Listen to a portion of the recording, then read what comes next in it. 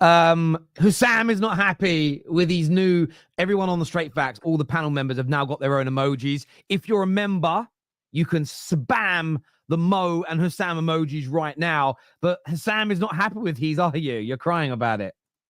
I'm not the longest serving member of Straight Facts to be disrespected like this. Give KJ 24 hours to change that emoji before I fly to London and put you in a UFC ring, KJ. So you better fix up before I make you tap out like Khabib made Conor tap out. Anyway, Bismillah ar-Rahman ar-Rahim. Hello, guys. Welcome back to the channel. Terry is in the darkness for some reason, just like his club. Make sure you guys are liking the video. Make sure you guys are subscribing to the channel. Let's get the likes up. 1K subs, 1K likes as soon as you can, guys. And yeah, we're here. Beautiful day, beautiful weather, beautiful vibes. Me and Mo are actually, Mo's not happy because he lost to Leverkusen yesterday, but I'm happy. So like and subscribe. Yeah. How's everyone doing? Hit that like button, people. Good. Just listen. That's the baddest intro he ever gave. Look, he's already. He's feeling it, baby. He's feeling it. Yeah, bro. It is. It's dark days. It's the first goal we concede and a dreadful performance. Inzaghi's a freaking fraud. He should be sacked because of this, of course. No, he shouldn't be sacked. But he has been absolutely, some games he has been horrific, bro. And we have standards unlike other clubs, but fine. Unlike other clubs. What clubs are you referring to? I'm intrigued. There's a lot of clubs, isn't there? There's a lot of clubs. You kept Ten Hag because he won a cup. Arsenal are still Arteta in, 5 seasons in.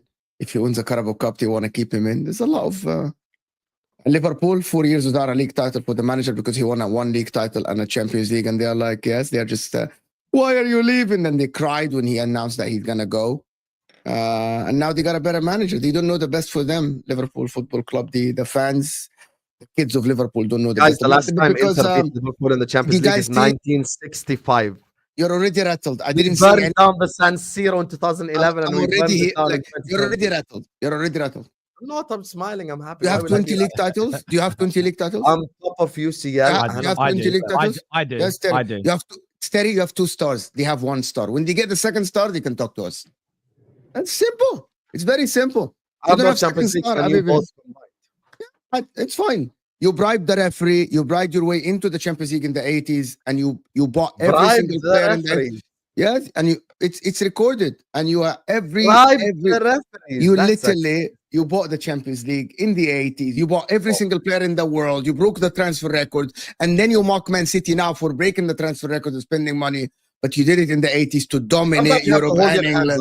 That's all. Sometimes you have to hold your hands up and say, listen, sometimes you have to hold your hands up and say, what a win for Inter Milan yesterday against Bayern Leverkusen. I'm going to hold my way up and then... I'm going to go get my laptop charger as he cries. Listen, all he can do is literally just turn off his camera, the fraud, just to show us 6 Champions League. You know why? Because he has seen 1 league title in his lifetime. His most successful manager has won 1 league title, and then they cried. 9 years, Standards FC, 1 league title. Maybe this is my profile picture. 9 years. Like this for a year. 9 years. I'm not doing it specifically today. I want to get my charger. I swear, if I have 1 manager in 9 years and he wins 1 league title, he's never a legend. Never. A legend. That's fine. He's never a legend. I want any club in the world to say, I kept a manager for 9 years and he won 1 league title and he's my living legend. And we cry because he went and worked with another club.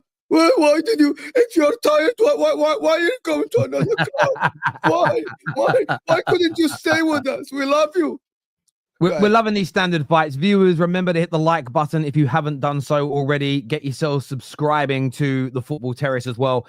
And also check out our new TFT community, one of the first, if not the first of its kind.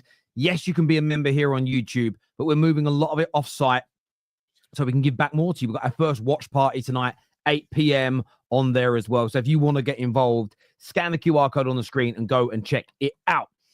Now, obviously, the agenda for Straight Facts is driven more by the panelists than me, the host. Just so people understand the titles of these videos. I ask the boys in the mornings, what do you want to speak about? What's your thoughts on this game or this situation? And based upon what they tell me, we formulate the thumbnail and the title. The reason I say that is because there's a few things on here in the title that I disagree with, but I have to put them into the title that way because it's what the boys have said. Predominantly Husam this time around. We're going to start off with Man United, though. because your claim, Husam, to me today, and you haven't divulged any more on this, you just said INEOS are clueless, and you left it at that. So you're calling INEOS clueless. Why are they clueless? Tell us. I mean, here's the thing. First of all, the sacking of Dan Ashworth. You know, paying 10 million for Newcastle, just wasting 10 million. 2 million. 2 million. All the things confirmed 2 million. 2 million it's important to get the facts correct, though, isn't it? Yes. 2 million, wasting 2 million, you know, and then to save money, you know, they sacked all those cafeteria employees and stuff. But anyway, the reason why INEOS are clueless is they kept Ten Hag, gave him transfer power, let him make transfer decisions, and a month into the season, 3 months into the season, fired Dan Ashworth. 2 months into the season, fired Eric Ten Hag. There's a lack of strategic thinking from INEOS's perspective. If you never had belief in Ten Hag anyway, sack him, even if you can't get your first choice target, because this is the same logic I have for transfers as well. This is the same type of logic I have for transfers. If you can't get your plan A, you can go get your plan B. Sometimes a plan B is better than a plan A.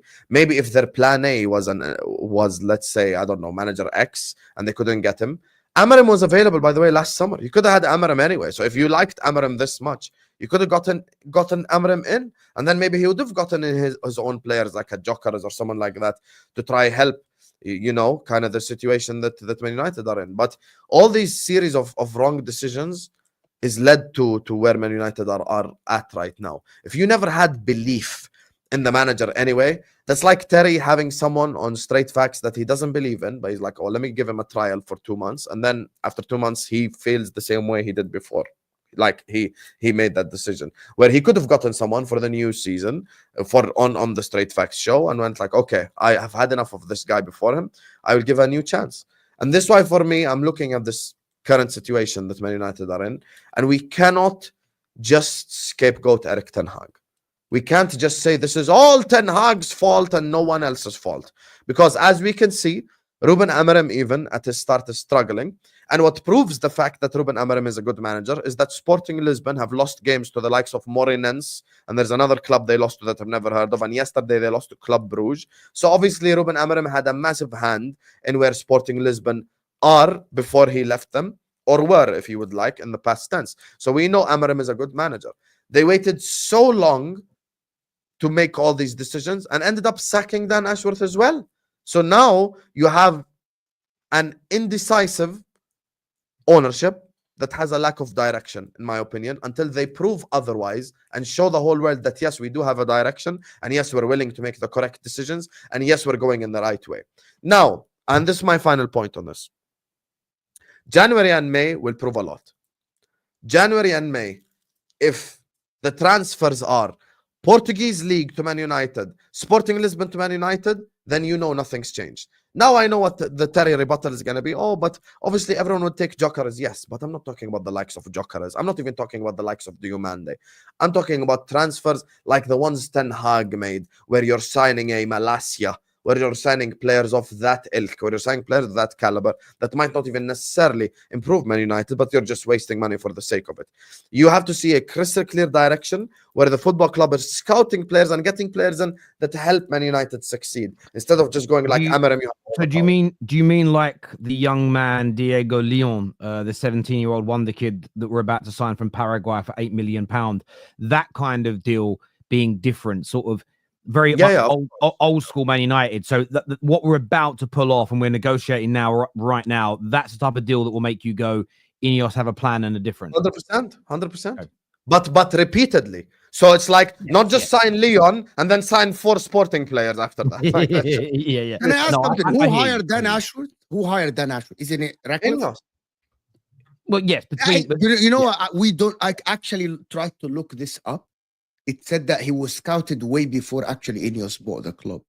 But so I don't know who actually wanted Dan Ashworth. Terry, can you tell us, please? So look, I think that he was scouted and he was someone the club were looking at prior to the INEOS intervention, but INEOS have to hold this. And I was very outspoken on Sunday when it was announced that he'd gone, that they've made a mistake here in terms of they thought, by the way, I thought, and I still think he'll go on to do a very good job somewhere else. He's got a very good CV. He's got a very good pedigree. in their interviews, they clearly thought he was somebody they could work alongside and get the best out of and make Man United better. But of course, they've made a mistake in his actions, in his demands, in his... And this is what I would say. This is what, just very quickly on what you said, Husam, about you mentioned that Ten Hag, that's on INEOS. Ultimately, it is because they run the football element of the club. So I agree. But where I don't blame them in the short term is they hired Ashworth and they gave him the control and power to make those decisions. Now, some will say the decision was finalized before Ashworth officially started.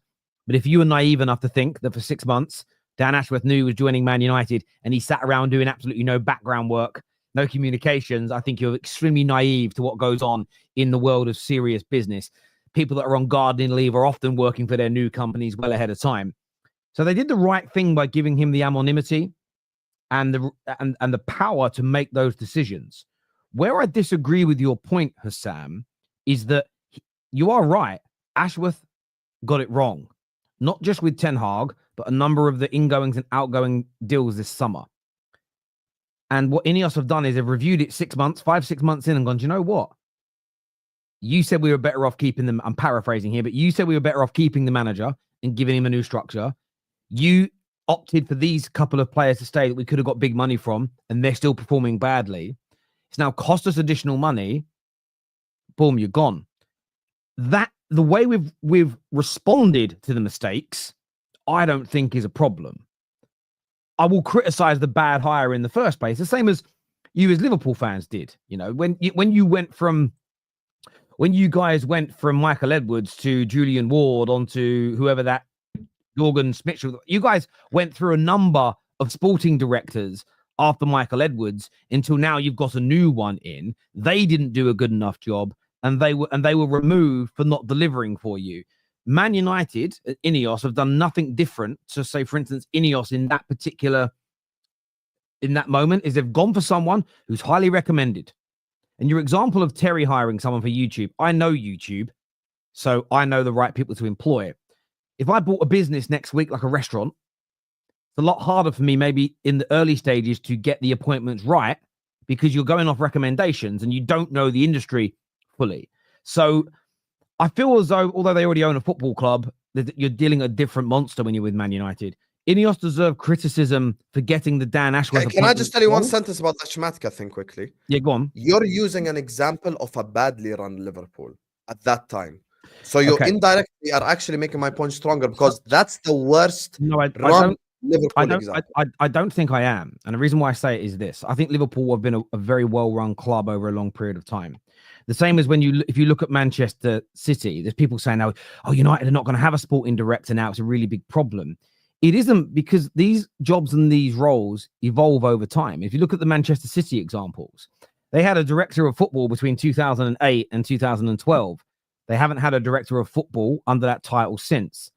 Brian Kidd was a technical director for about 6 months when the new owners came in. They've not had a technical director since. Omar Barada was head of football operations from 2020 until he left in 2024. But before it and after it, they haven't had somebody in that role. If you look at Arsenal, they had Raul as head of football operations between 2018 and 2020. Nobody before, nobody since. Edu, that's just left, was initially the technical director. He then became the sporting director, but they didn't bring a new technical director in. And the reason why I think this is important is, of course, there are going to be peaks and troughs, ups and downs with any ownership. Even the best run clubs in the world appoint the wrong person to sporting director roles. You've just gone from Michael Edwards. You guys were famed for how well you did. And then you made a couple of bad appointments. So I think writing off... That affected us negatively. No, and again, but that's not what we're disagreeing with. I'm not disagreeing that the Dan Ashworth appointment was wrong. What I am saying is I think people are making too bold a statement too early on that it proves, one, that they're clueless, and for some people that they're never going to get it right. They're also, a lot of people are also stating, well, you're not going to get another sporting director. That's terrible for your club. Is it? There's multiple examples I've just put up on screen there of when people have left, the club haven't replaced that individual. Do you know why that happens in most organizations? Because you realize do you know what? Over the last 3 years of that role, we actually realize that this person can absorb most of that work. We don't need to go out and hire somebody else. Or there's a number of roles. I was looking at all the clubs earlier on today. Lots of clubs have gone from having a chief scout, and then the chief scouts left in 2018. How can they not have a new chief scout? Well, they do. But that job's done by the person that's now called head of international relations and scouting. And it's a new person that came in. I think people are overreacting to the early problems that the structure is facing at Man United. The criticism of it is correct, but I think there is and the one question I would ask, if you boys do think they're clueless, and to anyone in the comment section who thinks they're clueless and they're not going to get it right, my question is, and that isn't the same as criticizing something they've got wrong because I've done that, is tell me where we're going to be in 3 years. Let's put it on record today. The gentleman on the panel and every wonderful person watching, put it on record about where we're going to be in 3 years' time. Because remember, people were saying this about Clearlake and Todd Bowley 6 months ago, 12 months ago, 2 years ago, that not only they're not going to be in title races and win trophies, Jamie Carragher said, why is anyone signing for them? They're a Finnish football club. Now they're 4 points off the top of the league. So my point to everybody is this, and we'll get onto the other stuff in a moment with the redundancies and everything else. I think that's a separate conversation that's being muddied into one. I am not happy that they got the Dan Ashworth appointment wrong. What I'm very happy about, and I think does demonstrate a change at the club, is that we had Woodward making mistakes for 8 years and never sacked him. We actually waited for him to resign and then kept him on as a consultant. This time round, bad decisions have been made, and we all said it was a bad mistake. We all three of us said keeping Ten Hag was wrong, didn't we? Not one of us said, I'm chuffed with that move. But the person who made that decision has lost their job over it. That, to me, doesn't guarantee, but it gives me hope because it feels different how it operates. Exactly. I think the more you talk, you're trying to convince yourself. It's great. It's fantastic. Absolutely. It's absolutely great. What do you mean? The more you talk, I'm being serious. So in the summer, I said that no one knows. You're trying to put people on the spot, Terry, by saying, tell me where Man United is going to be. No one knows. No one knows. And the reason why I said that in the summer, and you remember, guys, when Husam, who should apologize to Chelsea fans for telling them I would rather be with INEOS than with Todd Bowley and Iqbali. So he should apologize. That's for another story. Another day, he will apologize at some point. Here is the thing. I said in the summer on Straight Facts and with you, Terry, on even the match reactions with the guys, I said, INEOS, you guys are assuming that they are good before they are good. And as of now, they made a lot of wrong decisions. The only right decision is hiring Amorim. Everything else that they did, right? As of this moment, it shows that they don't have experience. They need time to work. They need time to get it right, which is what you said. But however, I am literally not going to sit here and assume that you're doing it right, which goes for Maresca. Everyone was rightfully so saying that Maresca don't have the resume. I can't back you until I see your work. As of now, I don't know how long INEOS has been here, 6 months, 8 months. They renewed Erik ten Hag, then sacked. They gave him an extra year and then they sacked him. They kept Rashford, they kept all of these people, right? They got Amorim and they got Dan Ashworth and it didn't work. As of now, INEOS has more negatives than positives. You asking people, what are they going to be in 3 years? No one knows. They might learn. They might hire someone who is a genius. Okay, but let me just finish. How will you talk? Finish, but then you've obviously made a really big accusation against me that I want to respond to because it's bullshit. But go on, carry on. Yeah, okay. So you keep talking and saying, I don't know what is going to happen. I am good with them that they fired Dan Ashworth's great, but they got it wrong. Right. So the negative that they got it wrong. He's ruthless and he fired Dan Ashworth. Good for him. But as of now, the indications say that he's going to get the next one wrong as well until he gets it right. Okay. And that is running a football club. And that's might fine. That's fine. Well, this is the thing. How's that fine? But I'll tell you why it's fine. Okay. Because the more wrong decisions you make, the more you're digging the hole for yourself. You're digging the hole for yourself. Let me explain though. But when I say it's fine for you to believe that. So when you turn, the one thing I disagree with you on. No, I don't believe. I never said I believe anything, Terry. Terry, I never said I believe anything. Terry. Fine then. Then you're just saying things you don't believe in. No, Terry. I said fact. You don't believe in. You literally, Terry. You're saying things you've just said. Everything I said, I don't believe in. I never said anything in my belief. So, okay, I never said it's my belief. I said the facts are Terry. No. I don't want to hear the facts. I want to know what you believe. No, I'm just repeating what you said. What do you believe? What do you believe? Terry, what do you believe? Literally said they got it wrong. That's a fact in your opinion. Is that wrong? Is that right or wrong? Okay, that's it. See, that's not my belief that he got it wrong. It's a fact based on what you said. That's okay. So me responding to you saying, I believe, no, I'm stating fact. INEOS got decisions wrong based on you. Believe? So that means it's a fact. Yes. Right? There is no belief from Mo. I'm here saying that the facts are they got a lot of things wrong, more than they got things right. Okay, so let's park that, because we don't need to argue that, because I've agreed Thank you. They made that mistake. But when you say thank you, this is crazy, because when I stated that the way they acted ruthlessly and quickly to get rid of him, that demonstrates a change to me. That's in response to people saying nothing is different now to when the Glazers had control over the footballing element. I am stating they could be right. I'm also stating there is enough evidence to suggest that things may end up being different. Because if you want to speak about facts, isn't it a fact that we have never hired a sporting director and been this ruthless or quick to remove someone who's made fundamental mistakes in their role at Man United? Is that also a fact? Fact. So there we go. So you've got a fact that you believe proves that they're probably going to get it wrong again in the future. I'll hold that and say you're right, they could. Equally, you've admitted there's a fact that show they're operating differently to the Glazers who run us into the ground. And there's loads of facts like that. This is what we're here to do, though, is yes, we can present the facts, but this is why I pose the question to people who think it's failing or it's going to show. Where do you think we'll be in 3 years? Do you think they will get it right? Because remember, every sane Man United fan has said, we believe this rebuild to get us back to challenging. And there's so many facets to it. Squad building, the right structure, the right people in that structure, etc. We've all said 3 years minimum until we're challenging. Do you believe, and I just want people to go on record and say it, because if we're going to criticize and go, but I think it'll be challenging again in 2 or 3 years' time, then what's the fucking point of the criticism? The criticism is almost inconsequential if you believe they're going to get Man United back to the top. So I want to pose the question. I can answer. Do you think they will? And if so, how long until they get Man United back to challenging for major honours? Based on the fact that what they did over the past 6 months of the ownership, I don't think they're going to get it right. And is that good enough for you? No. Hang on. Please let me ask. No, yes, because the next question is very important to what you said, because I want to misrepresent you. So slow down. When you say they're not going to make it, can you define what that means for us, please?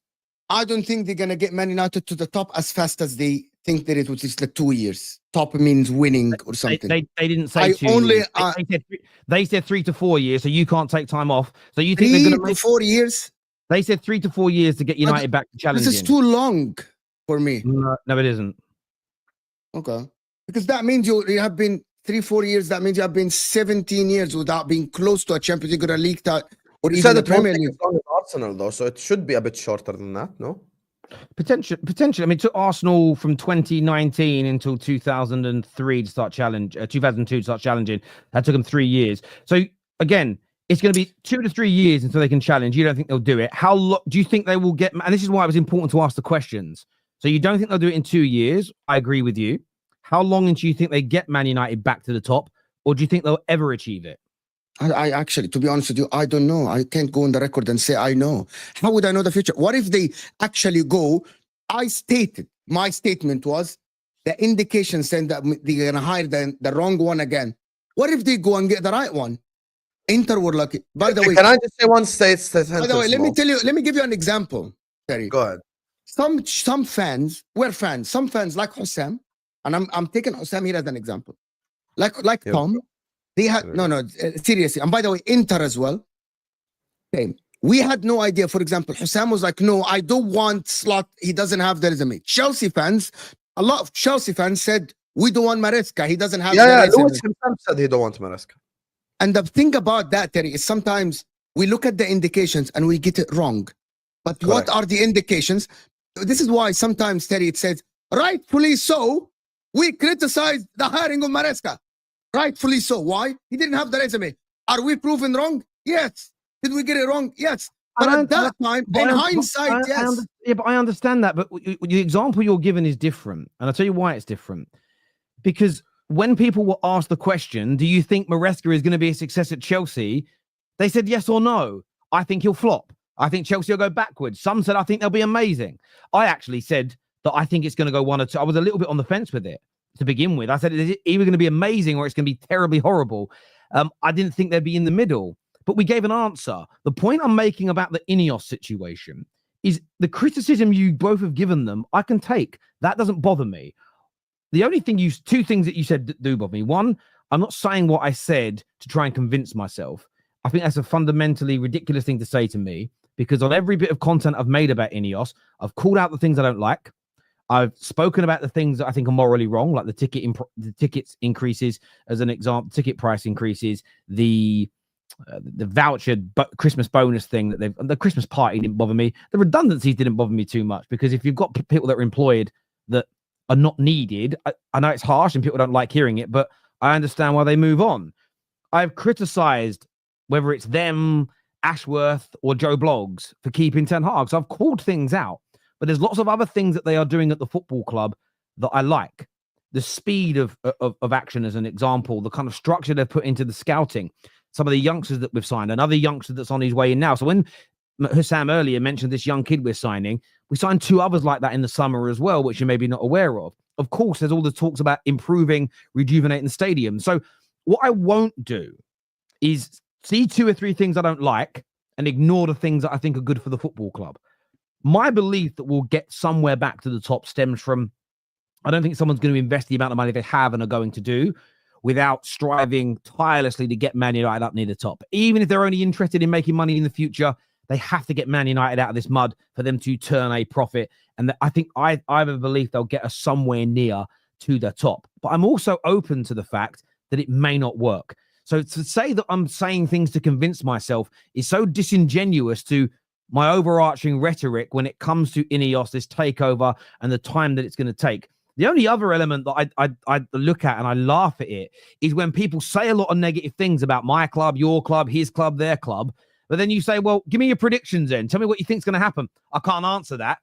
Well, then you shouldn't have any, then you should be saying fuck all about any of it. If you can't, at the end of it, give an educated opinion based on the information that's in front of you, I don't understand why you're talking about it.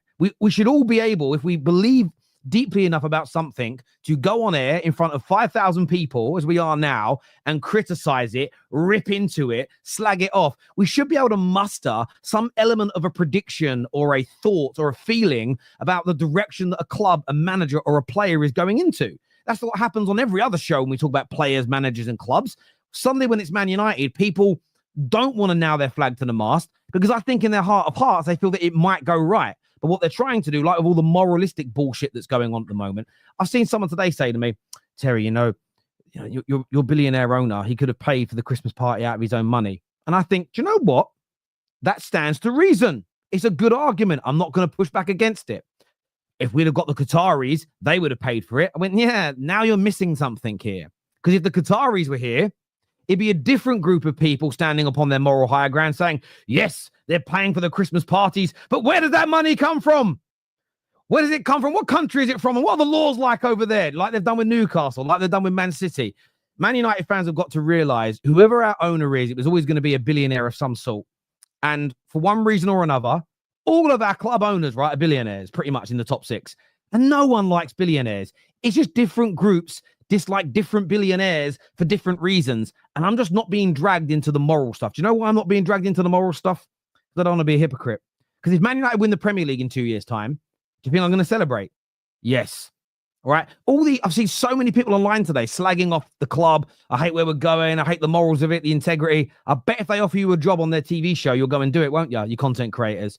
Oh, you're going to cancel your season tickets now that we're morally inept? No. Why would I give that up for? I can't do the fucking hypocrisy. The same as all the dickheads calling out the World Cup in Qatar. Oh, it's immorally wrong. It's morally this, morally that. What? £3 million to come and work out there. I'll see you in a week. I'm not playing those games. I'm not playing the pseudo-moralistic stuff. So that can be parked for me. I'll criticize the things I think are wrong, and I'm leaving it there. But when it comes to the direction we're going in, before anybody would admit mistakes, I am concerned with them. I condemn them for them. But people have got to be able to make a prediction around what they think is going to happen. Get your chest out. Put your neck on the line a little bit. Because, by the way, if it goes wrong, all that happens is you get a bit of banter and say what you actually think. None of this bullshit of, I think it's wrong, I think they're crap, I think they're clueless, but I have no idea how good or bad it's going to be. It's crazy to me. Yeah, because they never ran a club before, and that's the first time to run a football club. Incorrect. This And guy, there's another reason why we can't this guy, give a hold prediction. on, Husam. Yes, you I'm can. gonna let you Yes, you talk. You can. spoke for Yes, you can. I just want to say one sentence and then I'll let you go. Go Just ahead. one sentence. I wasn't gonna go on. I There's wasn't gonna another go on a reason why monologue, we bro. can't make a So prediction is because Man go ahead. United are not in the league Drink by some water, themselves. Terry. Drink some water. Fine. It's good for you. Man United are not in the I'm league. not allowed to drink water now. It's good for you, bro. It's good for you. There we go. I'm just, You are on you're it. my Shut up, you friend, and tart. it's good Shut for up, you, bro. tart. Shut up. Here's the thing with this. The reason why we can't make a prediction is because Man United aren't in the league by themselves. I don't know what Arsenal are gonna do. I don't know what City are gonna do. I don't know what Liverpool are gonna do. I don't know what Chelsea are gonna do. Bullshit. So there's 6 I don't knows, and I'm supposed to Bullshit. make a prediction based on 6 I don't knows. One Bullshit. second. What happens if Pep leaves? Who are they gonna replace him with? Are they gonna sign players of the quality of Rodri, KDB, and blah blah blah? Chelsea. Are they going to go sign the 1-2 world-class players they need to eventually get over the line and win? Arsenal. What if they sack Arteta tomorrow and hire Ancelotti and sign 2 world-class players? Then what? Suddenly they're favorites to dominate.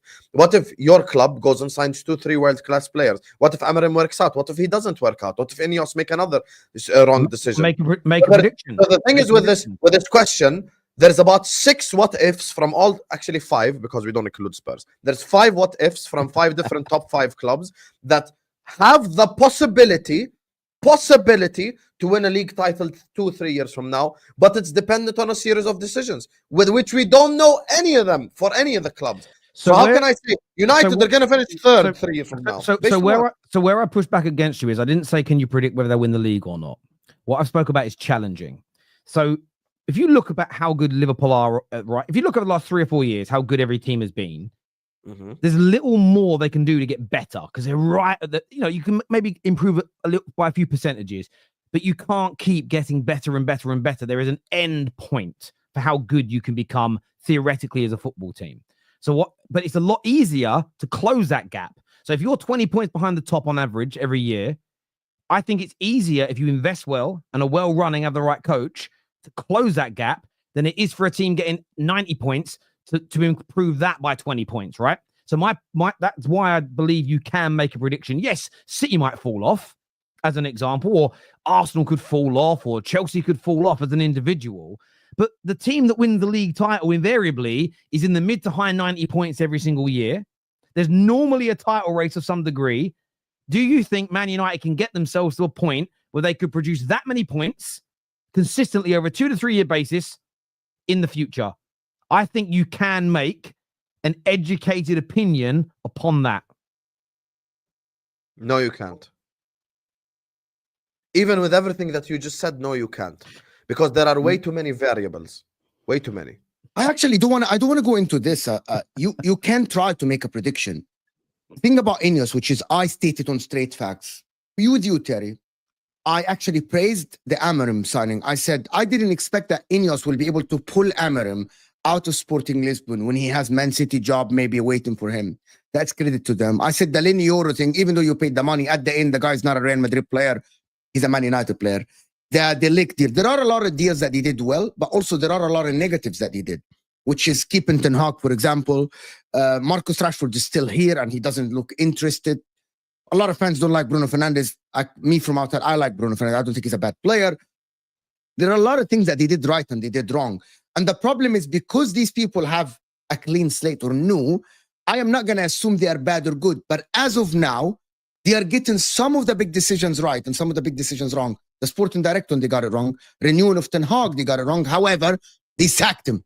So they kind of rectified that mistake, but they got it wrong. Well, what tells me, I don't have an indication. What if Amarim, for example, which it looks like it might happen, keep losing games, and then you come 10th, and the next season you don't start the season very well. What if these guys are rash and they do the same and they sack Amarim as well and try to get an Inzaghi or try to get a Xabi Alonso? But here's the thing. I don't have the problem with me. You get my point about this. Normally you can predict things with historical, right? I understand your point, but your variable argument means we can apply that to every football conversation ever. Or do you think Mo Salah is going to be a hit with his new contract? It depends how much all the other teams improve. It depends that's different. Completely No. I can answer that very simple, Terry. But that's the wrong example. No, we can answer that simple because there is a history behind it. Yes, we know his history. We know his history. We know how good he is.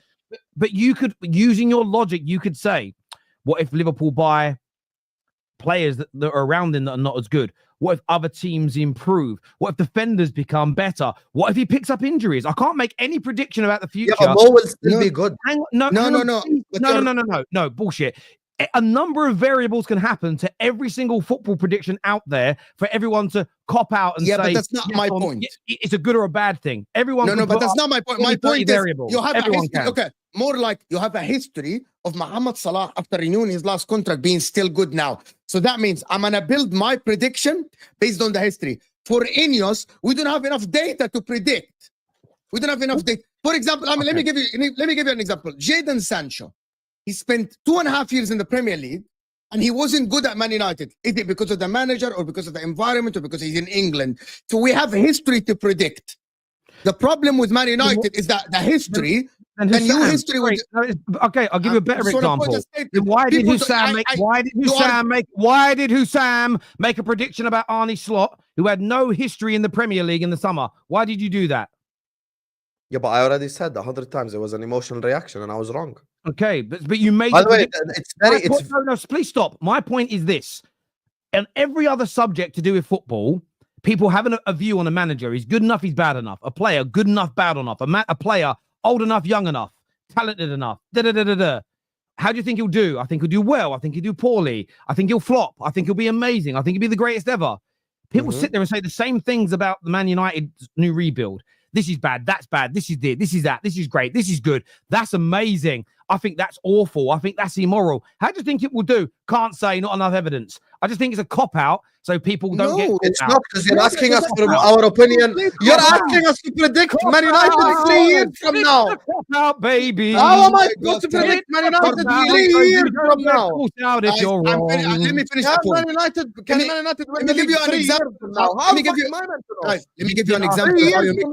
Didn't ask that question. Didn't ask that question. Didn't ask. I said challenge. Could they get us to a point where we challenge is what I said? Yeah, but what did I say? I answered your question. I said all 5. I don't know. I've got big opinions on everything that's wrong, but I don't know what's going to happen. Yes, I did, Terry. I said 5 clubs can challenge, except Tottenham. I said 5 clubs can be there, but I don't know who's going to be better. But kind of that's everyone, though. But that's everyone. They can't answer it, ladies and gentlemen. You want me to go like Man United? They're going to finish second 2 years from now. I will give the Football Terrace community a lot of credit. In the video we did earlier and in the comments, a lot of them are saying, no, United are doomed. United will never be back.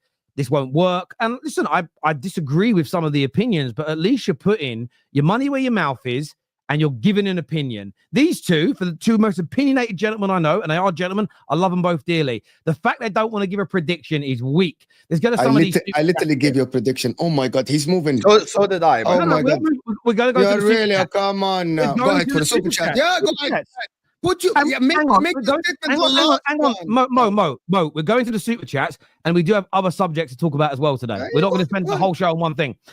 Terry, of course we really have evidence. We overpaid for Martial in 2015 and now overpaid for Euro in 2024. Where are the EPL physically ready players? Well, again, so listen, I disagree that we paid over the odds for Euro, but English talent, where I appreciate what you're saying, is you're giving an opinion. You're stating what I'm reading in this is nothing's changed. Therefore, the rebuild won't work. And I can respect you for having an opinion. Mo, 2 years is a long time. These are the first logical steps taken to get a football club back. Man United, the rest takes care of itself. Time depends on planning and execution. They may turn out to be something tree. I don't know what that means. Leopard in the tree. Leopards in the tree. Okay, leopards in the tree. Edward, you're like, okay, Edward, you said you maybe again. Yeah. When is Liverpool or Chelsea considered as title favourites now? So we'll come back to that one later, my friend. Mostradamus, Man United will make you swallow your words, is what Avram Glazer says. Your name is Avram Glazer, bro. Have some shame. Maresca was my choice if Poch was to be sacked based on his style of play and roster we had.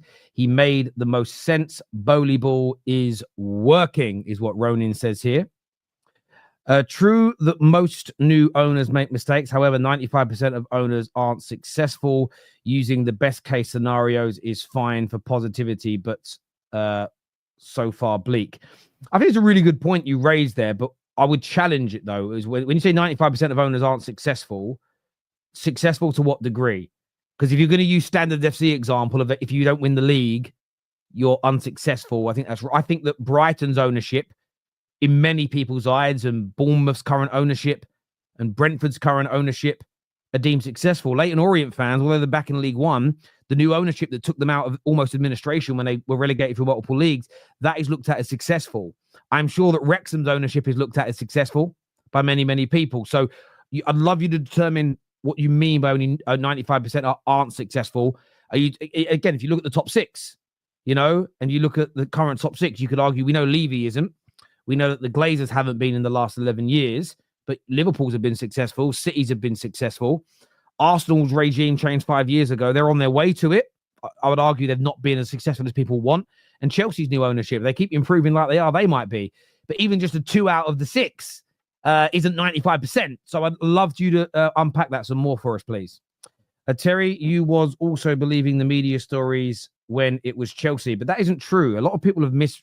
Do you know what? I've got to give Don a lot of credit. Me and Don were talking in the group chat the other day, and he said to me, you always kind of bigged up Chelsea at the right times and stood up for us. And I did. I spoke about the stories because my job as a host is to talk about the trending topics surrounding our clubs. Do not confuse the stories we cover and the questions I ask with my opinion. There's a fundamental difference in that. But when it comes to the financial issues at Chelsea, they were real. They existed. But you found a way out of them through selling properties, through selling land. And all I ever stated, go back and watch every video on it. If they don't get back to challenging and back into the Champions League in 2 to 3 years' time, this could be a problem. I do think you made mistakes with some of your hires of managers, some of your recruitment, and I called it out. But go back and watch the videos and watch what I said, that I think they have a plan and are motoring in the right direction. What I never did to Chelsea was criticize the amount of players they bought or money they spent, because I said almost half of it is to invest in players they're going to sell in the future to make a profit. I never went down the line of saying, where your players going to get changed in the dressing room? You've got too many people there. We always knew you would find a way. Go back and watch the content. Also, don't confuse a little bit of banter in some streams with a serious opinion. And you'll see that I criticize the things you got wrong and praise the things that you got right. There is a fundamental difference in those two things, my friend. The same as today. I've criticized the things that INEOS have got wrong, and I've praised the things that I thought they got right. Identical energy. INEOS destroyed a season, and Amorim is doing pre-season, mid-season. Listen, I agree with that. They made that mistake. At the same time, if I was to ask you this question in the panel, if Man United hire a new sporting director tomorrow, is it right they give him full control and power over sporting operations? Yeah, they should. Yeah, if someone has a good resume, they should. Yes, 100%. Absolutely. So that is what they did, and that person got it wrong. So INEOS will hold it. But what I like is they've moved on from it quickly. Hopefully the next person making these decisions gets it right. So I will admit they've made those early mistakes, but those early mistakes are not enough for me to write off it ever going right. So that's my point here. Mistakes can happen even within football, but when millions of money is involved and structural goals aren't met, then it's important to be proactive. Absolutely agree, Abdullah, 110%. Viewers, make sure you hit the like button. Please make sure you're subscribing to the show. Over 5,000 people tuning in, which is amazing. Terry, before you go on, we don't even have 500 likes, by the way. Let's get the likes up then, people. Let's get that done right now.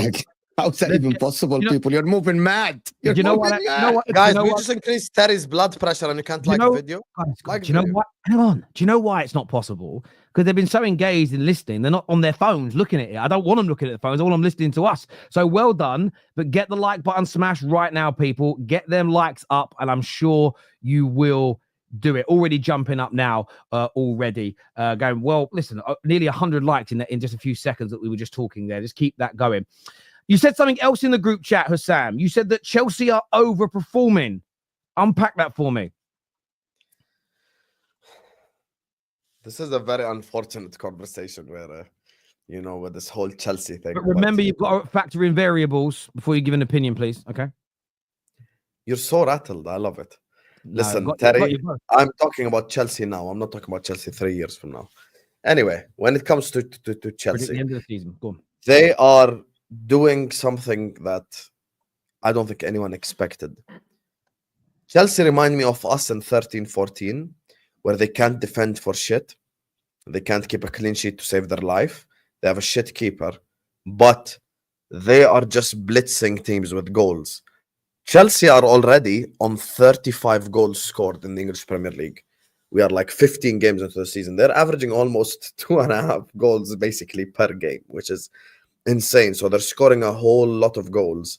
Palmer chipping in with all those penalties. They're scoring a lot of goals right now. It's a slight dig, but fine. I have to say with Chelsea, I think Chelsea are now title contenders. Because Chelsea don't have any pressure to win. There is no Maresca, you must. There is no Chelsea, you must. But Mo made this example before, and I stick by it. I think his example is correct, unfortunately. Chelsea are there until they're no longer there. Chelsea are just there because they're above Arsenal and they're above Man City. You can't be above Arsenal, above Man City, and tell me you ain't in the race and you're just chilling. No, you are in the race. There is no pressure on them to win. There is no pressure on them to do Chelsea are only right. Contenders if you admit that you are favorites. Contenders.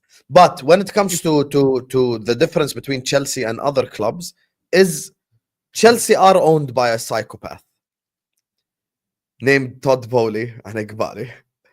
Those two are capable of spending money in January, which means Chelsea are very much capable of buying a goalkeeper and buying a centre-back with experience and getting Osimhen as an example in January. They are completely capable of this. And if they do these things in January, with the fact that they play Conference League football with a completely different team, essentially Chelsea play one game a week, essentially, essentially, I think Chelsea could be in a better position than the likes of City and Arsenal as things stand. I'm going to put a statement out. Maresca, right, as of now, is doing a better job than Arne Slot. I'm not undermining what Arne Slot has done, and I'm not trying to rattle you. And let me explain to you what I mean by this. Arne Slot is doing... What about the variables, though? You got to be. The variables. Sam doesn't understand the variables, so I need to explain to him the variables so we can come to the. Yeah, we're gonna discuss the variables that we actually know, Terry. Not variables and unknown. Known variables. Bro, you spoke like a sloth. Just calm down, bro. Let us talk. Bro, calm down. The difference is between Maresca and Arne Slot. Let me just tell you, bro. If I told you, and I'm gonna ask everyone in the chat, and I'm gonna ask Terry and Husam, if I told you guys, I'm not undermining what Slot has done. He's doing a fantastic job.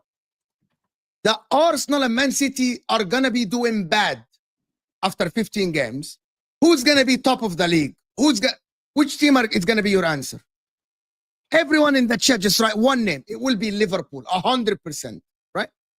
But if I told you Liverpool, Arsenal and Man City will be doing bad, are Chelsea going to be second? I'm going to say no. No one a lot of people said Chelsea will not be here. This is why Maresca is overperforming, as Sam said, and he's doing more an unexpected job than in Arne Slot. Because if Man City and Arsenal are doing bad in the beginning of the season, you would expect Arne Slot to be top. You would expect Liverpool to be top because of the players they have. But you would not have expected Chelsea to be second. This is why Enzo Maresca is exceeding expectations more than Arne Slot. Arne Slot is doing a great job. Fantastic job, of course. But I think Maresca is doing more of an unexpected job than him. And people say the money and all of this stuff. No, it's not about that. It is not about that because Chelsea have a mishmash team. They don't have a good defense, as Husam said. But still, they're up there second. They're 4 points behind Liverpool. Yes, Liverpool have a game in hand. And based on Husam's takes, he thinks that the Everton game is so tough, so it might be 5 points. This is why I'm giving Maresca more credit than anyone else in the league. Anyone else in the league. Because based on that, what everyone expected, they should have been behind Man City and Arsenal, even if they're doing bad. Because a lot of people expected him to be 7th, 6th. Husam said in December, Maresca is going to be second. He's sitting seconds now. He got it wrong. He said he got it wrong. But that means he's doing better job than Maresca, than Arne Slot. That is the reality that people don't. Oh, but Maresca is doing good. They spent a lot of money. Yeah, they spent a lot of money, and you said they're gonna finish 8th and 7th. A lot of people said that Man United are better. Last season, I said the City team is in a better place than Man United. And I stand by this. Yeah, are you The done City now? team is I better. predicted that Chelsea will come 5th or 6th, not 7th or 8th. I So said that 5th means or- there is another team behind See how he Arsenal and City interrupts? should I be didn't ahead. interrupt him once. See how he interrupts? He Habibi. just wants to That have the means final word which team, to show the whole world that Habibi, I'm he's going to correct. talk to you, bro. I'm going to See let you how talk. calm I am? I'm going to let And you look, waffle his for a veins while. are popping. His Sam, veins are I'm going to popping. let you Shout, waffle shout for more. I'm Shout going to more, let you shout. waffle for a while. Shout Which more. team? I'm not going to answer the question. Don't. But I'm going to put the question to expose you. Which team you predicted between City, Arsenal, Liverpool, and Chelsea? This is the team that is supposed to be second based on your prediction, Osam. But Sam, just say the variables have changed since then. Anyway, so when it comes to this conversation, I love the fact that I have them both on strings. Now, when it comes to this conversation, I'm not even involved. the reason you're going to keep mentioning variables to the end of the stream, and you know it's true because you want me to predict 3 years from now. I don't know the fucking future of 5 different clubs. So when it comes to this conversation, You predicted Chelsea's downfall. You predicted Chelsea's downfall and their future downfall for many times. This season, I can predict this season. I can't predict 3 years from now. There's a massive difference. But you and everyone else is writing them off season after season. They're never coming back. They're awful, laughing at them. Yeah, anyway, we said that in the summer. And did I not say a month into the season I'm wrong about Chelsea? I did. Yeah. Go on. Okay, so in 10 years on YouTube, you haven't gotten anything wrong. You've gotten plenty wrong. I've gotten plenty wrong. But I'm not scared to give I'm not scared to give a prediction. Yeah, it has nothing to do with being scared. Do you want me to predict Man United's future 3 years from now? How the fuck am I meant to do that? So what happened to the other 4 clubs then? Kept thinking I could never live without you by myself. You're so Sorry, back to your opinion. Anyway, back to this Chelsea point. The reason why Arne Slot is doing the best job out of anyone in the whole league is the fact that we have not signed anyone. We have the same exact team. And if anyone's going to include Chiesa, you're just being shameless. We literally have the same exact team from last season with a new manager. And based on the evidence that we've had in the past, usually when a historic manager of a football club was being replaced, like Ferguson, like Wenger, like Mourinho, like Klopp, it takes the club a while to recover. It takes the club a while to get back to the levels that they're at. And Arne Slot has done that without a single transfer. This is what makes it impressive. And on top of that, he's not only top of the Premier League, he's also top of the Champions League. If you're going to tell me City are having a bad year or Arsenal having a bad year or blah, blah, blah, then you've got the likes of the teams in the Champions League like Real Madrid. You've had teams like that who are expected to win this trophy, who are expected to compete after signing Mbappe. So when it comes to the Liverpool conversation, no one expected this. Not a single, the most positive Liverpool fan in the universe did not say we're going to be top of the Premier League and top of the Champions League by December 11th by just signing Chiesa, who is literally Sterling level, and we haven't even seen him yet, which is actually even funnier because, like, at least they had Sterling on loan. We can't even send back Chiesa because we bought him. We paid money for Federico Chiesa. So the reason with this conversation I'm putting Slot above is Slot took over from Klopp, which had all the Liverpool fans' support, 99.99%, had the city on lock, had everyone on his side, had this us against the world siege mentality. Slot comes in, changes the style a little bit, tweaks the style a little bit, signs absolutely no one, and is top of both leagues by December 11th. Is Maresca outperforming expectations? Yes. But Slot is not just outperforming expectations. Slot is massively outperforming expectations for 2 reasons. Number one, you both are stressing that Liverpool are favorites and this is Liverpool's title to lose. Number 2, if I told any of you in the summer, using Mo's logic, if I told any of you in the summer that City are going to drop off, you would have said Arsenal would be top in December. But the fact that we're above both City and Arsenal... You're lying now. Both are in this position. Don't change the facts. Because of Arne Slot. Okay, you asked a question. Okay, ask me the question again so I can answer it.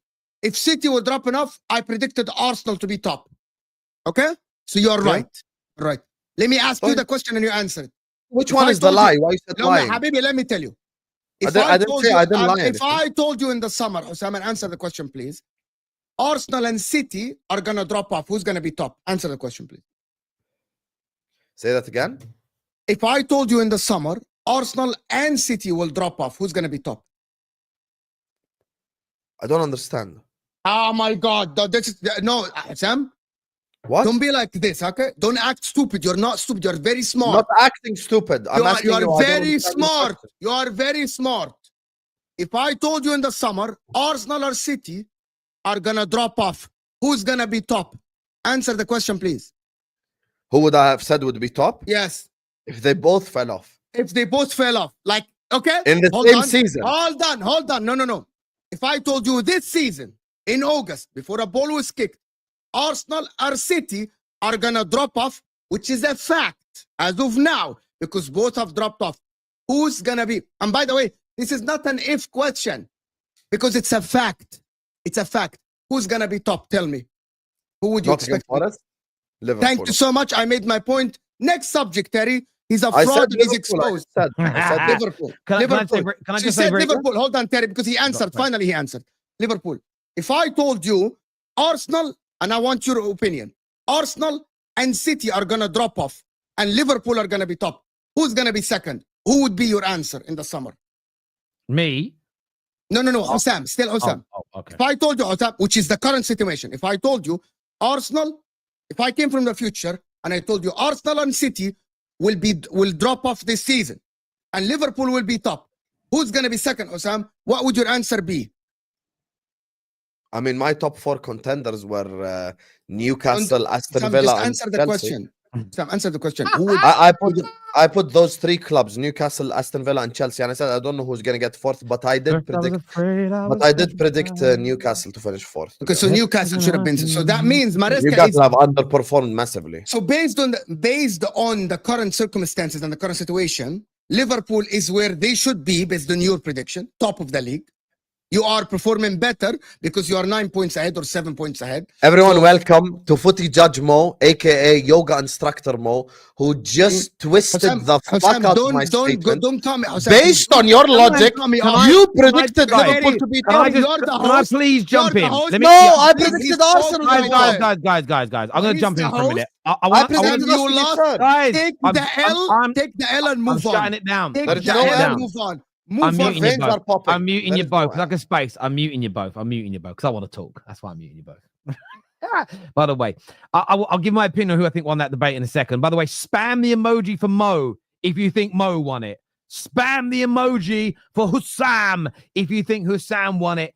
Get that spammed into the... If you're not a member, you can't do it. So if you want to sign up now, do the 99p one because we've got a new membership platform that you can scan over there, which is amazing. We've got a watch party tonight for the Champions League games, first of its kind. So make sure you're over there, but you've got to sign up. Scan that QR code on the screen. But spam who you think won. I'm going to say this. Chelsea are not overperforming this season. They are just performing. I don't understand. You could argue they're overperforming based on an individual person's subjective opinion about where they thought they would be. Yes, their defense isn't the best in the world, and that's why they've had some games like at the weekend where they've got to score 4 goals because they've conceded quite a bit. The Brighton game earlier on this season, they had to score quite a lot of goals because they were conceding, but they have the ability to do it. They're not overperforming. They're performing to a very high level. The scary element of this Chelsea team is that they can get even better. Genuinely, they can get even better. And that would worry me. That does worry me as a rival, that they're probably going to become better defensively. They're probably going to add better attackers over the next couple of years as well. This is nowhere near optimum level. And they're already, in my opinion, in the beginnings of a title race. So I would say that. What I would also add is I don't think that they're outperforming Slot. I think it's close, and I understand the merit in the argument. So what I'm not going to do is shut it down like Sam did and make it sound like it's bullshit. No, it's not an L because there's logic to it. A lot of people predicted, and this is what we talked about earlier, right? The irony in this is that you talk about not being able to tell the future. The reason that Husam's point, Mo's point holds water is based on the beginning of the season expectations. Mo, Husam, you're saying they're overperforming based on yours.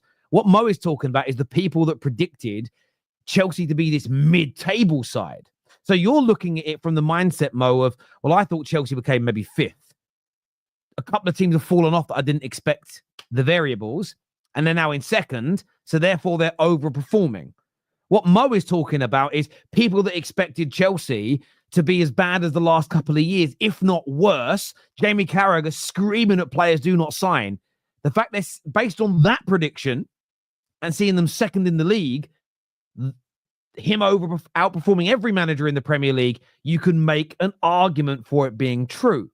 So I understand where it is he's coming from. And I just think, Husam, you weren't quite listening to him because you got all ruffled up. No, I'm listening to his argument. His argument is, if Team X and Team Y dropped off, who would you think would be above them? But that's not just the logic of this whole conversation.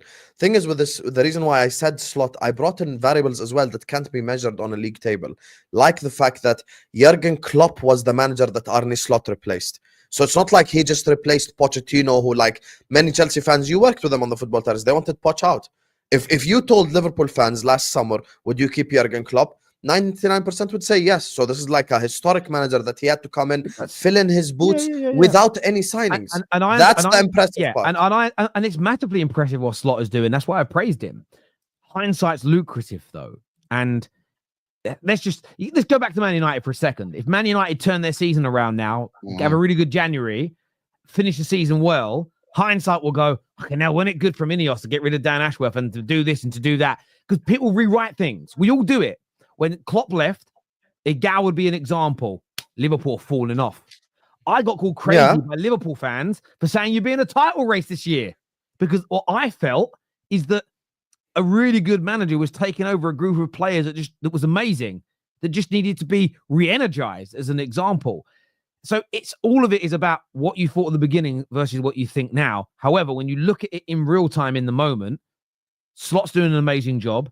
I wouldn't call Chelsea overperforming. They're just better than everybody else thought they were going to be. And the reason why I wouldn't say Chelsea are overperforming, as to your point, Sam, is that I don't think this is going away. I don't think in a year's time, they're going to be a considerably worse team. I don't think Slot is massively overperforming in reality, because I think for the next 2 or 3 years, unless you lose those 3 players off on new deals to, I think you're going to be up and in around this level.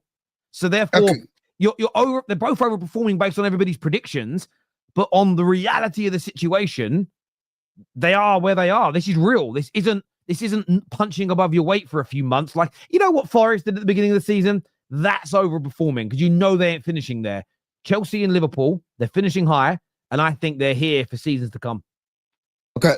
I have a question. Forget Liverpool. To be honest, both of them are. I would accept Husam's argument, which is I accepted Rom's argument. I would accept the Chelsea argument, which is David presented this argument yesterday. But I think the main question is not Liverpool or Chelsea at the current moment as well. Is that if you're looking at the season today, it's December 11th, and you're looking at Chelsea ownership, which is we criticized a lot. And Chelsea are 2 points ahead of Arsenal. And looking at the next 5 games, which is until January transfer window opens, January 4th or 5th, which team would you pick to finish behind Liverpool if Liverpool win the league?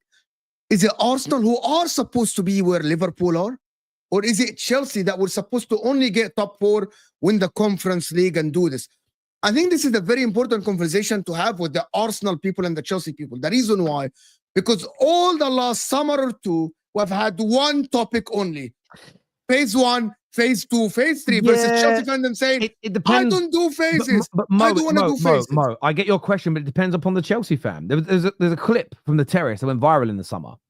And I was the only one on the panel that didn't laugh. I didn't think it would happen. So I didn't think Chelsea would challenge for the title this year. I thought they'd become title challengers from the perspective of they'd become good enough to be seen as title challengers towards the end. So next year they challenge. But Don said if this squad stays fit, they'll challenge for the title. So I think your question depends upon what Arsenal fans versus what Chelsea fans. I'll give you an example. There are a lot of Arsenal fans who've been predicting a fall off for a couple of years now, and maybe they're right. So I think it's such a hard conversation to have because it depends upon somebody's position when the predictions were made. There were some gooners that thought they were going to have a poor season. There were some Chelsea fans that thought they were going to be awful. Reverse, there are some Arsenal fans, some rivals like Husam that predicted Arsenal winning the league. So from his position, so I also understand why he thinks Slot's overperforming, because he predicted Arsenal to be top of the league. But if you're, say, for instance, like a couple of our gooners that come on our shows that predicted Arsenal coming 5th this year in a drop-off, then no, Chelsea are not overperforming them because they predicted Chelsea being above them. So I think it's a very subjective debate, if that makes sense. Yeah, but that changes the whole perspective of a whole football club. If we go by this logic, whatever fan, with all due respect, Arsenal have been doing an amazing job with Arteta, building, removing and getting them to challenge after being non-relevant for years. And their name is mentioned. With all due respect, yes, Arteta is doing a good job because Arsenal's name is mentioned next to Real Madrid and Man City to win the Champions League. Last season, people put them third, fourth. But if that's the case, why don't every club just do the Chelsea thing? Buy, and then get good players, scout the manager well, and go challenge right away. Forget 3-4 phases. Just go and do it. Hang on. I'll tell you why everyone can't do that. Because it depends upon the financial situation of your football club. Man United's owners can't spend like that. They can't do what Chelsea did in this first 2 years. Chelsea was so far away. They brought themselves close to it by spending so much. Man United are on the edge of PSR issues now because of previous misspending. Chelsea were in a position due to the way Roman run things and had no debt against the football club where they could spend more in the short term. You can't. This is the thing about the models that your club takes. It depends on your income versus your outgoing, depends upon your debts, depends upon your transfer debts. You can't just all do what Chelsea did. And Chelsea took a risk with it. And Chelsea's risk is now paying off. The risk what? The challenge that was always fair was if the money they've spent doesn't work out and they can't sell players for a profit and they don't get back to challenging, then they'd be in some kind of trouble because you could never spend like that again, still owing all that money. But with them challenging now, getting back into the Champions League, they're in a position to dictate the prices of players that are being sold to a point as well when they're doing well. Suddenly, have you noticed that no one's talking about Chelsea? About, well, how are they going to get rid of some of their kind of fringe players now with 8-year contracts? I'll tell you why. Because they're part of a team. They're integral to a squad for a team that's challenging for the Premier League, challenging for a Champions League spot. Boom. You pay them the wages they deserve. Success changes the concept of everything. But to your point, not everybody can just spend how Chelsea did. It's almost impossible. There's probably only 2 or 3 teams in the Premier League who have the lack of debt coupled with the income to spend like that, personally. Yes, but I want to say one thing. Look, we can't care about people's opinions. Like, we can't base it on people's opinions. Like earlier on when Terry was asking, oh, who do you think won the debate? There's a guy who I unmodded on my channel, got unmodded on a different channel as well because he's a hypocritical liar. Who's like, Mo. I don't care about his opinion because I know he has something against me. So let's forget the agendas of people, what they say about Arsenal or what people say about Chelsea or blah, blah, blah. Objectively, with what Mo's saying about Arsenal, I think this one has been moved on from a subjective debate to an objective debate. The reason why with Arsenal is an objective debate, there is no one laughing at you if you said Arsenal are going to win the league. It's not like a ha, that's such a shit opinion because Arsenal finished second 2 times in a row. Arsenal challenged 2 times in a row. All 3 of us predicted Arsenal to win the league, by the way. Arsenal challenged 2 years in a row. So Arsenal put themselves in a position where you minimum spoke of them as title challengers. Now, I think it is objective to say Arsenal are completely underperforming this season. Completely. And it's not a subjective take. The reason why I don't think of it as a subjective take is this doesn't even go to what people are saying. It's not even about me or Don or Mo or you, Terry. It's not about any of that.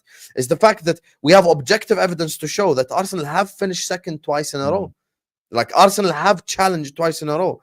The fact that they are now below Chelsea, a team that struggled 2 years in a row, below Liverpool, a team that finished 5th and 3rd consecutively in 2 seasons and signed no one.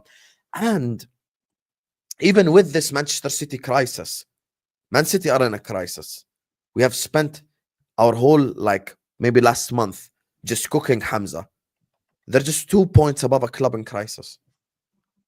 This is a problem. This is an issue. They are in crisis themselves, huh? No? Arsenal. If you say City are in crisis, are Arsenal in crisis? Yeah, I don't know yet, to be honest with you. Man, I want to understand this. That one is more subjective, but objectively they're underperforming. But man, I want to understand this for real, because Arsenal fans come on my channel here on the Football Terrace and on your channel, and they accuse us. Why did you change your tone on us? You were backing us. I'm like, yeah, because you were playing good football. You were one of the contenders in the beginning of the season. You were supposed to be where Liverpool are. And now it's very easy for someone to sit on his high horse and pretend that he predicted this shit to happen with Arsenal. No one. Even the most negative Arsenal fan probably said, "Oh, look, we kept Arteta. We're gonna finish second again." No one expected this shit. This is bullshit. No one expected Arteta or all the consequences or all the circumstances that happened to Arsenal to be freaking sitting here. If Liverpool win their game, they're 9 points. You're 16 and 9 points. You are. If Chelsea are 2 points, you never expected Chelsea to have 2 points ahead of you after 15 games. That is bullshit. And I'm sorry for all the Arsenal fans that don't want to believe. This is a horrific situation for you because you peaked and you haven't won the league yet. And if this was your peak and you haven't won the league, and now some of the, I'm sorry, Saad, Ashraf, and other people that go on our show, Dayu, they say if we don't win the league or the Champions League, I want the manager sacked. It's that situation that I could never have imagined in the beginning of the season. That I would be sitting in December and I would have Ashraf or Saad or anybody say, yeah, there is a possibility for us to sack Arteta. I'm like, what are you talking about? Arteta, the one who got you 2 points from City, the one who got you 16 games out of 18 games. I believe my gaffer, I believe my manager and all this talk. And you're sitting here talking about sacking the guy and we should move on. And you want us to say, now you're going fine and you're okay. No, you're not okay. Arsenal are not okay. They're not good. I don't even, listen, Terry, Arsenal to smash Monaco today, right? That's your title in the video, right? Arsenal have Tierney starting today. Monaco has lost only the whole season 4 games. Do we trust Arsenal to smash Monaco? They might. But are we trusting this bench, Arsenal? Because Arsenal don't have Gabriel, no Calafiori, no Timber, no Partey. Do we trust them to smash Monaco? They might not. And where do we go from here? If Arsenal are not winning against Monaco at home, which can happen, it's ridiculous. Arsenal fans on YouTube now are doing crisis shows. Crisis injuries. What are we going to do? What are we going to do? We don't have Timber. Rory the other day is talking about a fullback problem. Fullback problem? Is that what you have now? You're not creating because of a fullback problem? And Martin in the chat. Martin, you are on my show after half an hour and 25 minutes. You say it's time to panic. I know you're an older fan and you don't like to panic, right? When is it? I want to ask Arsenal fans, when is it time to panic then? When Liverpool win the league and Chelsea comes second and now, okay, when is it time? I want an objective Arsenal fan to answer me. When is it time to panic? When? Can I actually answer you even without being an Arsenal fan? I think it's time to panic for Arsenal if from now until they get to Brighton away, they drop points again. Husam, you said that before they get to Brighton. Wallahi, yeah, but that's why I said, Mo, you keep saying this, but I literally made a video on my channel titled Arsenal are finished. So it's not like I think... So I think once you say Arsenal are finished, it's panic what do you mean? time. What do you mean by Arsenal are finished? I now think Chelsea have a bigger chance of winning the league than Arsenal. See, that's Arsenal finished. So why does that mean Arsenal were finished? I'll tell you why. Arsenal had their whole logic behind why they're behind Liverpool is, and you work with Igal, but this is most of them were saying, we had a difficult run, and we had red cards, and we had injuries, and blah, blah, blah. Liverpool are going to have their difficult run. We're going to do this. We're going to do that. I said, okay, I see where you're coming from, but the next 7 games, you can't drop points. They go beat Nottingham Forest and Man United, then they draw away to Fulham. The reason why the draw away to Fulham shows me that they're finished, I'll tell you why. This shows that at some point in time, they will drop points again in a similar way, in a similar fashion, even in the run-in. Because Odegaard was there in that game, but the way that they play is completely unsustainable. I don't even think Corner FC is a joke anymore. I don't even think it's a banter thing anymore. Players, and this is something that Arsenal fans have noticed and have messaged me and Mo about, players are actually trying to win corners, actively in a crossing position or a dribbling position or a shooting position, actively trying to win a corner in that area. Now, I looked at the Fulham game, objectively speaking.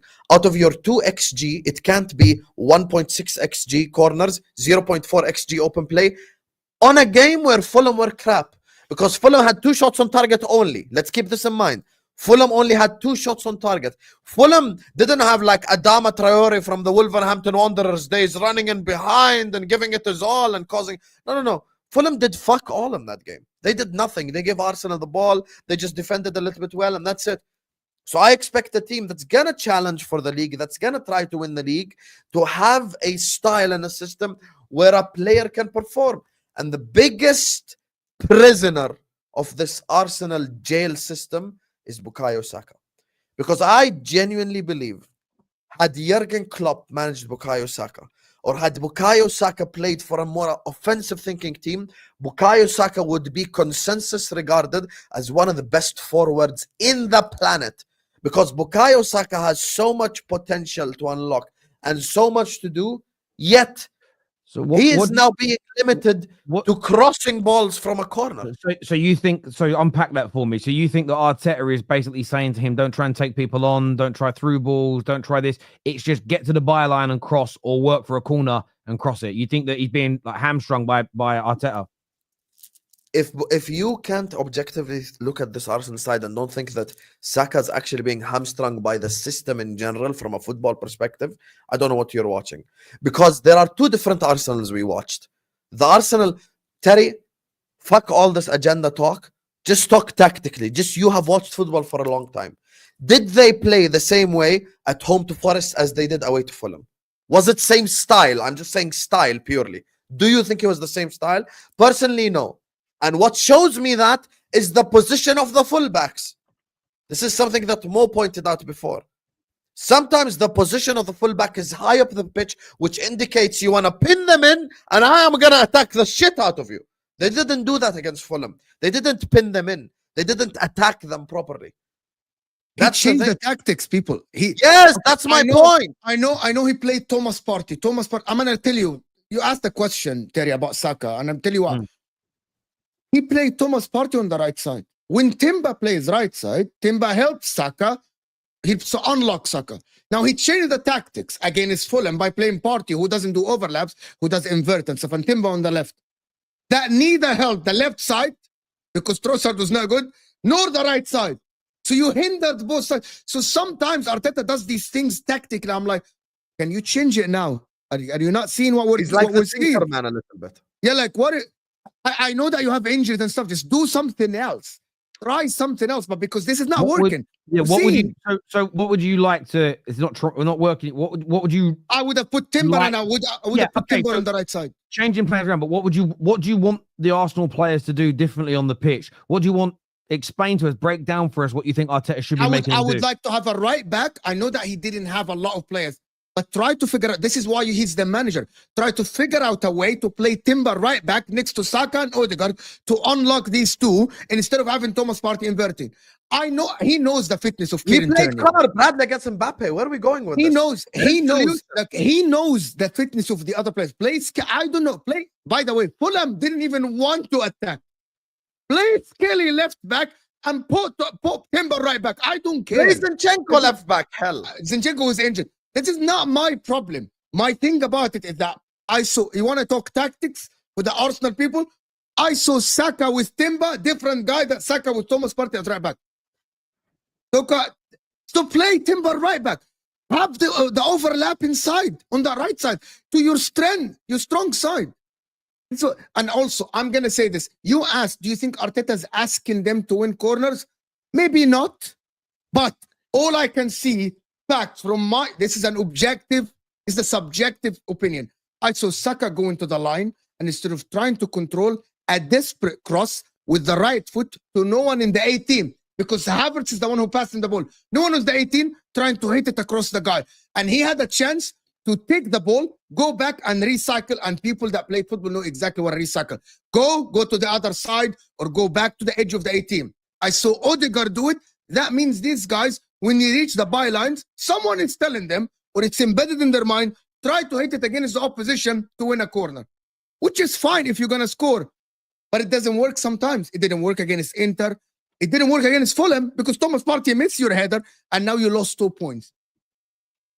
And people think that, bro, everyone said that. Troop said that. Curtis said, it cannot be only us.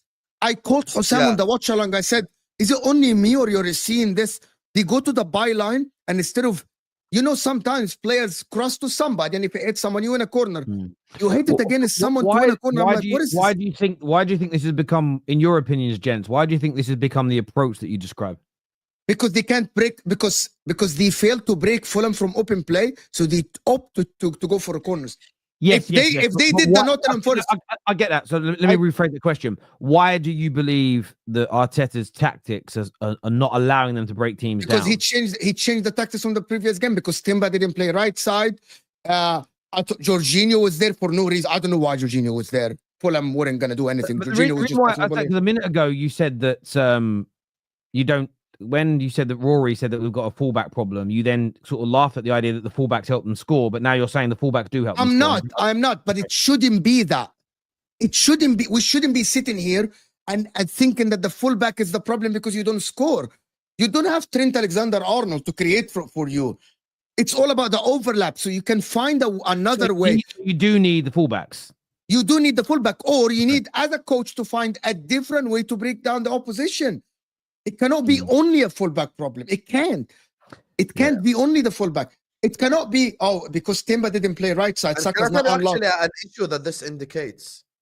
The issue that this indicates is, in order for Arteta to play his attacking style, he needs everyone to be fit, which is a sunshine and rainbows world which doesn't exist in reality.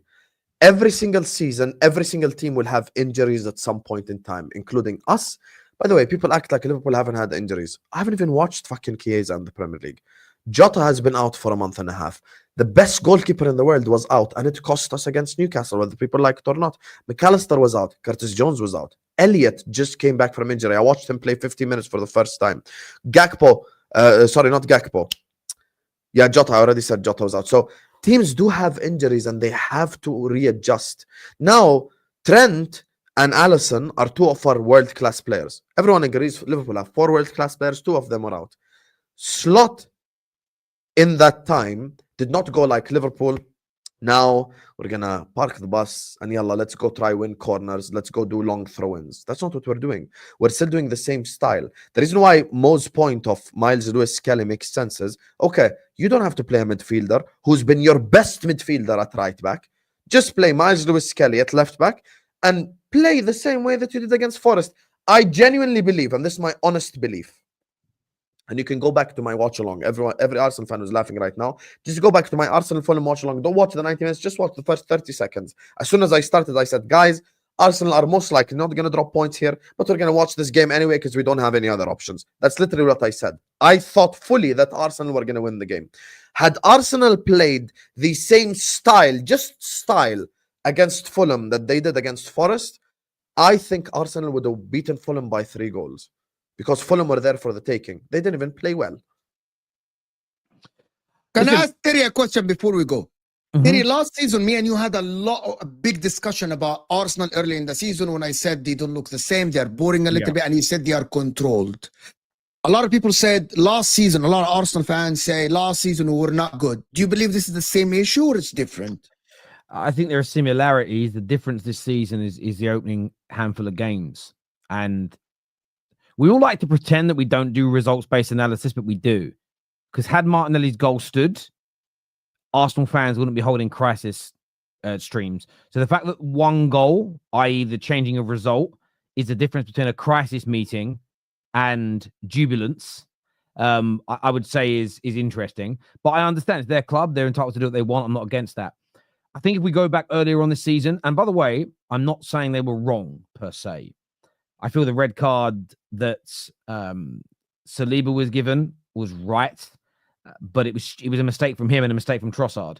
I believe the red card against City was right. Trossard boots the ball away. It's not even about delaying the restart. He just boots it away in anger and gets himself sent off. I think those are 2 games that I really do believe they'd have gone on to have won if they'd had 10 men on the pitch. The Brighton game, rightly or wrongly, Declan Rice was sent off. And I think that they would have gone on to win that game. They maybe should have still won that game, by the way, but they just allowed themselves to get rattled. And I still think there was an element of an approach around being reserved and not being controlled and not exerting too much energy in some of these games. The problem is the results haven't been there.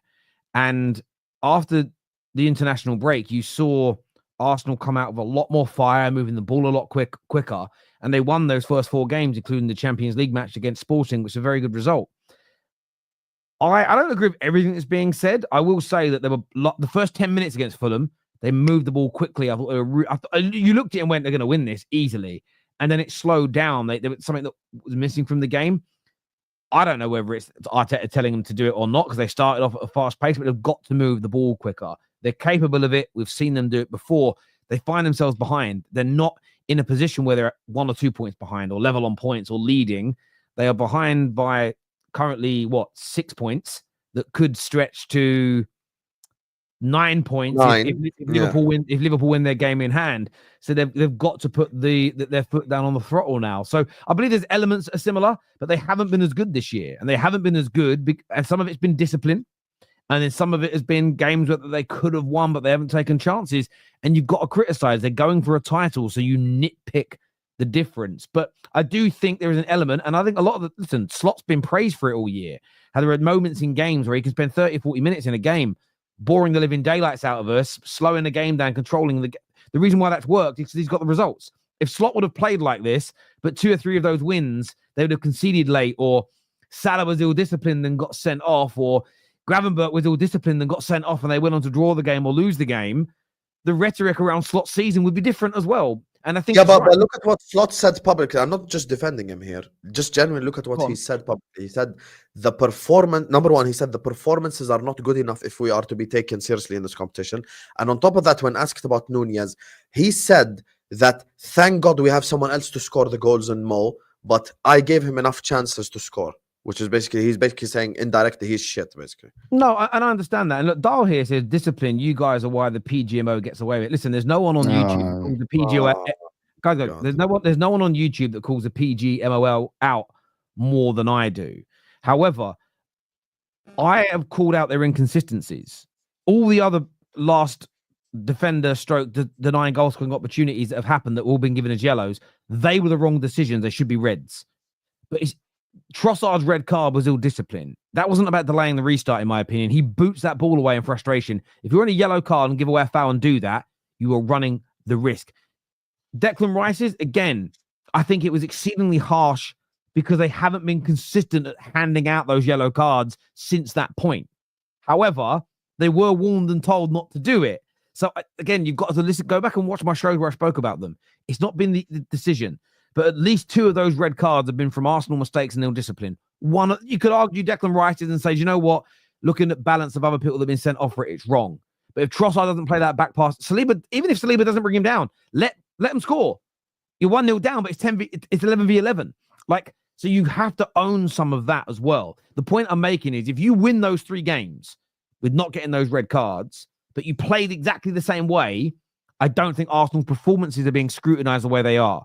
Because when you're fighting for titles, when you're at the top, performances are important, but results-based analysis comes far more into play than anything else. When you're on the up and up, people seem to look at the performances more because you want to see that there is a base for consistency. But there comes a point where winning becomes the most important element of what you're doing. And of course, you've always got to focus on performances because performances still lead to consistency. But there's a fine balance between the 2 things. There really is. Let's do some super chats here. First one from Jimmy. I just want to say one sentence. Sorry, just one sentence. The performance-based analysis is a thing, and results-based analysis is a thing. I think us 3, and I do think us 3 do this. We do both. We look at performance and results. But yes. The issue is the performances are not matching each other. The Arsenal that played Forest is not the Arsenal that played Fulham. I agree. Let's see what someone's if. Well, of course, I'm talking about ifs because I'm being questioned about has Arsenal's approach this season been right? And I said part of it has. But the problem is because they didn't get the results, some parts of the performances are being analyzed in a different way now. So therefore, using if in this scenario is absolutely justifiable because I don't believe if you'd have beaten Brighton and if you'd have beaten Man City, that would be 4 more points. If you had 4 more points right now, you'd be 2 points off the top. Yes, with a game in hand. I don't therefore think the performances would be being analyzed in the same way. I don't believe that the injuries would get such a bad reaction. I don't believe that crisis meetings would be happening from the majority of Arsenal fans online. So yes, if is being used in this particular scenario because we're looking backwards and we're reassessing things. However, in the reality of the matter, the approach hasn't worked for a number of reasons, and you've got to go on from this point. But yes, to remove ifs from football conversations, I say if, buts, and maybes being removed from football conversations, I always find it a very weird way. To take it out of any conversation is weird. It is. It shows a lack of balance. It shows a lack of openness and a lack of objectivity when it comes to a conversation. Typically speaking, people that want to remove the if, the buts, the maybes, the if we'd have done this, because you're also trying to learn. Part of the conversation is talking about the learning. Do you know what? We've played. Look, the wicked example. If Onana hadn't have fallen over and caught the ball, would everybody be as angry today about Ashworth going if we'd have beaten Nottingham Forest at the weekend? It's a great talking point because I don't think people would have been. If we'd have won that game 2-1, 3-1, people wouldn't have been as angry. But it was back-to-back defeats, compounded the situation. And if we imagine getting rid of most football conversations, it'd be crazy. Anyway, let's do these super chats. I'll give you a Liverpool if since you don't, so you don't take it very quickly. I'm running out of time. Sorry, go on. If we sign Zubimendi and Gyökeres, I'd say we're favourites. Even if it's go. That's an if. That's an if. You've got to keep ifs in conversations, especially when we're talking about things that aren't overly serious. As in, we're not talking about making decisions here that are going to change everybody's lives. It's a fucking football ifs. Why are you talking about ifs? Because the question, the question needed an if. Do you know what I mean? Do you reckon you'll win on Saturday, Till? Do you know what? If we start Rasmus, we will. Hypothetical. Imagine being told you can't say if. Fuck my boots. You could argue that Klopp having a team that had both Konate and Van Dijk conceding for fun actually made them underperform last year. We just overpraise him for Ange type football, but he's underachieved. Yeah, I mean, you could argue that you're actually this year doing what you should have been doing last year, but Klopp underachieved. There is that logic to it. It makes sense. That holds water. Igal just said he didn't say this, did he? Last week that Arsenal's attack midfield and defense are better than Liverpool's. He also said Martinelli and Trossard will start over Gakpo, Diaz, and Jota.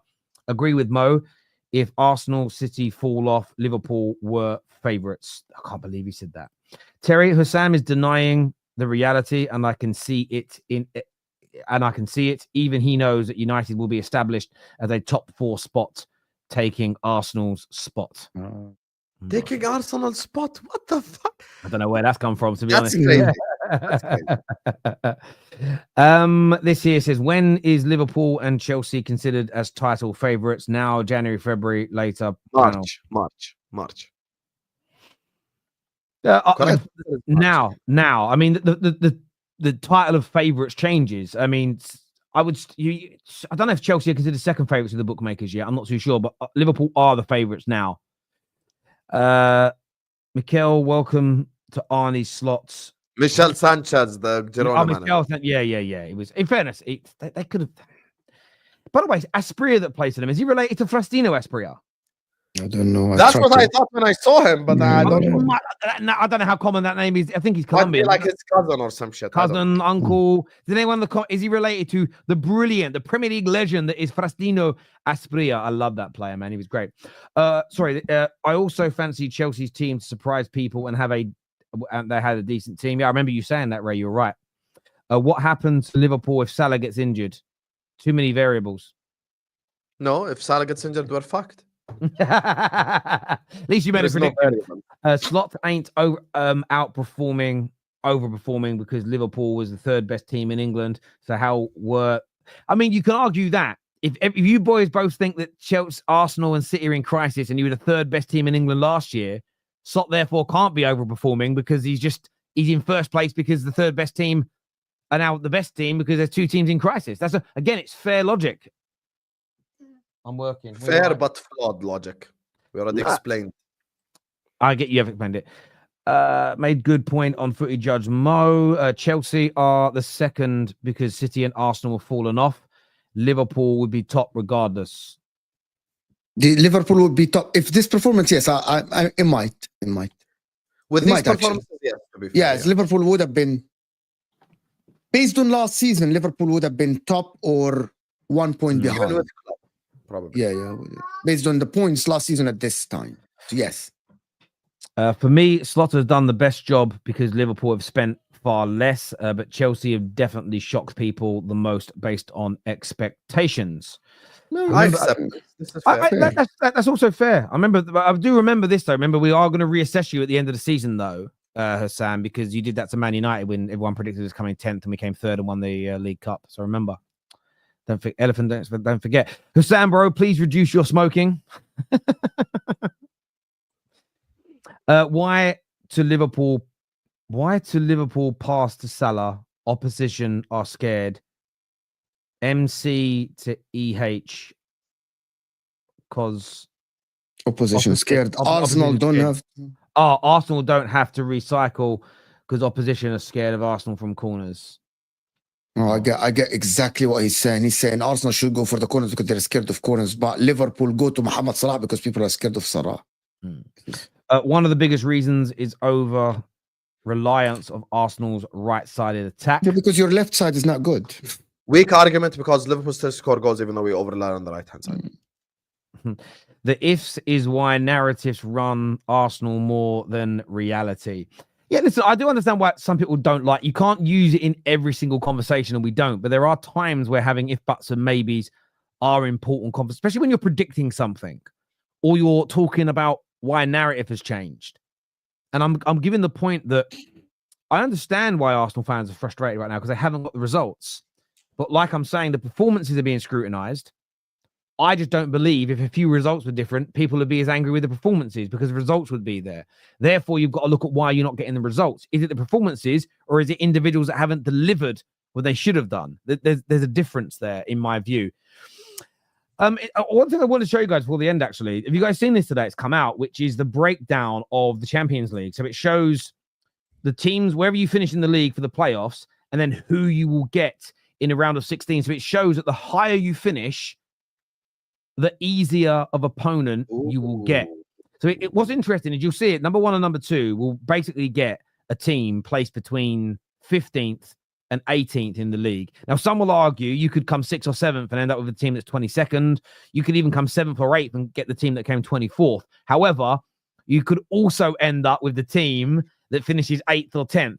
So if you finish, the higher you finish in the Champions League this season, it almost certainly guarantees the easiest draw. I really like this seeding element. It's like tennis. It's a bit like tennis where the higher you are in the rankings, on paper, the easier the team you play is. And I think that's the right way to do it. Fucking hell. 16th is Atletico, 17th is Milan, 18th is Real Madrid. Yeah, thanks. Cheers. I'm top of the Champions League for no reason whatsoever. I'm going to get fucking Madrid. Yeah, I mean, but when they set it up, though, nobody would have predicted. If somebody would have said Real Madrid are going to be 18th come the end of this thing, everybody would have said you were mental. But they'll probably turn that round. Because he has standards. Yeah. They're about to go top of the league, aren't they? Listen, boys, always a pleasure to sit and speak football. I've told a lot of you about this already. Go and check out the new Football Terrace community. We've got the first watch party on there tonight. There's loads of other things there that we're just doing for you guys. You know, quizzes, chat rooms. There's courses that are going to be available and much, much more. Scan the QR code on the screen and get yourselves across there. This video is going to redirect you to Footy Judge Mo's channel as well, so go and support that. I'm talking about Arsenal's right, not yours. No, we know. Yes, but the rebuttal is I over-rely on the right-hand side, yet you still win games because we have an attacking system. Brother, wake up, AMT. And when I say courses, yeah, loads is coming on that platform. What you'll see over there now is just the beginning. There's great leaderboards as well. So it shows our users that are on there the most, commenting the most. We'd love to get more of you over there. Listen, everybody, take care. Goodbye. God bless. And we'll see you all again very, very soon. Peace.